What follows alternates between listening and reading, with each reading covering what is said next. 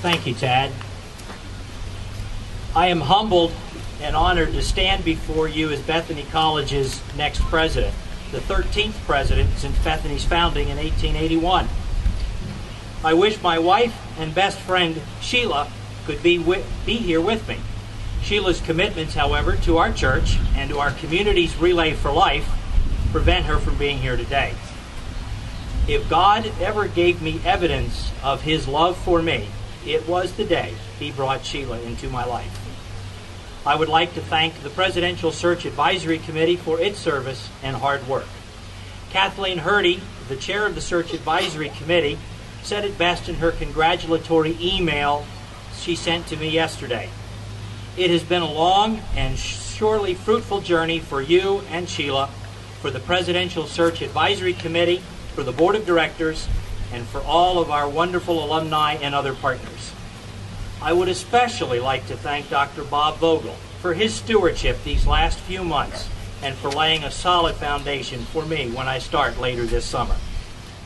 Lastly, I would like to thank the Board of Directors for their confidence in selecting me to serve and lead Bethany College at this time in its history.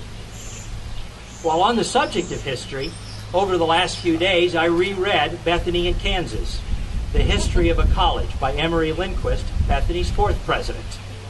As I reread Bethany's history up to 1974, I took note of a couple items of interest as it relates to Bethany and me. First, Carl Aaron Swenson, Bethany's second president, was born in 57. I, too, was born in 57. Of course, President Swenson was born in 1857, and I was born in 1957. More importantly, however, President Swenson was described as a person of faith and optimism, who frequently said, "Tomorrow it will be better." As you get to know me, you will find that President Swenson and I share that personality trait. I, too, am a person of faith and optimism, and I live and believe that tomorrow it will be better. Second, I did not lose sight of the fact that 40 years and 2 days ago, on May 29, 1967, Bethany's eighth president, Arvin Hahn, was introduced to the Bethany community. At that introduction, President Hahn observed, "I have lots of ideas. I have plans to make a list of some of them, then begin to assign priorities." President Lindquist, in his book, went on to add, "It soon became apparent that President Hahn had many fine ideas which would be translated into meaningful action within a surprisingly short time." Inspired by President Hahn and that time in Bethany's history, I would observe on this occasion, on the occasion of my introduction, that whatever challenges lie before Bethany can be fixed with God's help by a good plan and hard work. Throughout my life, I have been firmly rooted in the belief that little happens by chance, that what is frequently assigned the label of coincidence is in reality God's will or God's hand, that life's events are part of God's purpose or calling to each of us. Was it coincidence that brought Sheila and me to Faith Lutheran Church in the winter of 2000 when, together, we decided the church we were attending at the time was not spiritually feeding us?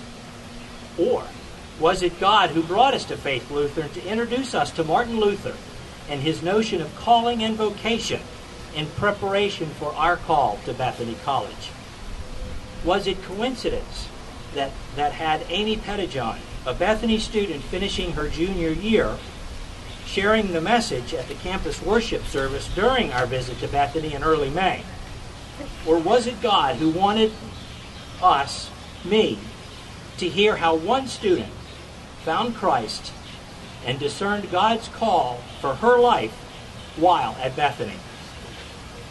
Was it coincidence that the New Testament reading in the daily devotional, The Word in Season, for Tuesday, May 8th, the second day of our campus visit, included Romans 12:2, one of my favorite passages, and a passage I believe speaks to the purpose of Christian higher education?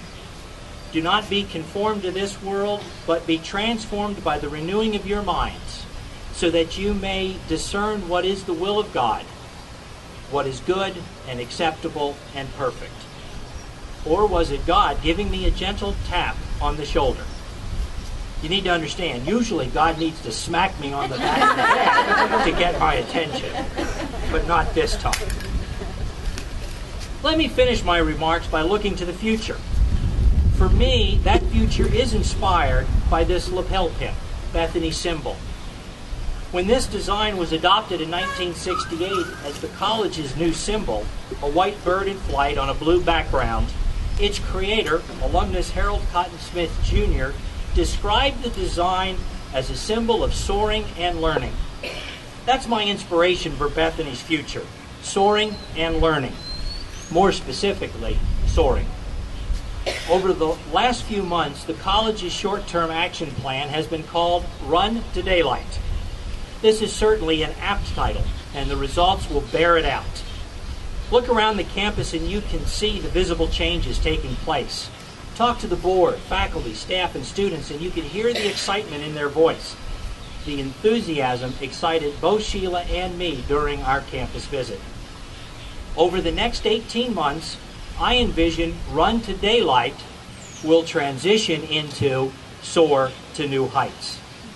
Working with the Presidential Transition Committee, the Board of Directors, the President's Cabinet, and other leaders and members of the broader Bethany community, I want to see Bethany craft a shared vision and strategic plan for our future. A vision and plan that is framed by Bethany's strengths, opportunities, aspirations, and more importantly, results. What are our strengths?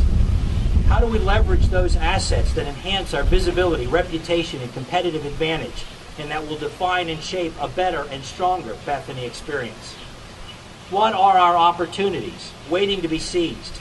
Taking calculated risks to get outside of the box to expand our capacity as a 21st century small liberal arts Lutheran college. What are our aspirations?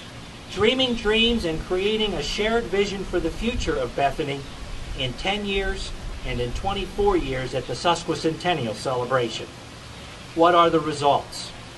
To soar requires achieving measurable results.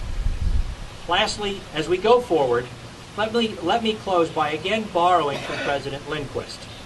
As we look to our shared future together, the new Bethany will find its resources in the old Bethany, rediscovered, revitalized, enriched, and thrust into the future with faith, wisdom, and energy.